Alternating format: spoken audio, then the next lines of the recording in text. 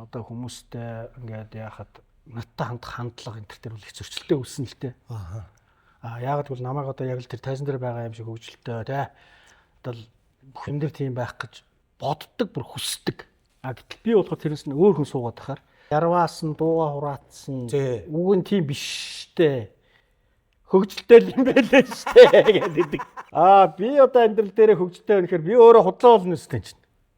Би над дивгүй үстэй. Би ч одоо мэдээж хөгжилтэлгүй яах вэ? Би өөрийнхөө найз нөхөд гоё дотн уур амьсгал таарсан газараа хүн ингээд ямар галзуу солиотой шүү дээ. Тийм биз дээ чи. Тэгээс найз нөхөд хамт олондоо бол бас илгээ хатл инээгээл бүгдээ ингээл гоё юм яриад байна үстэй. Тэг ерөнхий миний байгаа байдал ерөн дээр тэрэн дээр бол би бас олон тийм юунуудыг бол авч ирсэн л да мессежүүдийг.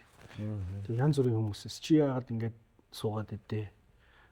Чи ч өөр нийтмийн хүн бидтэй гэх юмнууд бол тэгээд сүүлдээ хүмүүс танилцаад энэ чинь тийм биш юм байна шүү дээ. Энэ чинь яг ийм хүн байсан юм аа гэдэг нэг ойлгох. Тэр нэг жүжигчний мэргэжлийг нэг ойлгох гэж бас байх шиг байна л да. Яг л зүгээр нэг тийм байдаг хүн л тэрэгээрээ тоглолцдог гэсэн нэг юм тэ одоо амьдрал дээр хөгжилтэй хүн байвал тэр инэдмим хийждэг гэдэг ч юм уу нэг ийм нэг жүжигчний мэргэжлийн талаас ойлголтуудыг бид нар одоо бас хүн бүтээлчд өөрсдөөс ойлгох хэрэгтэй юм болов.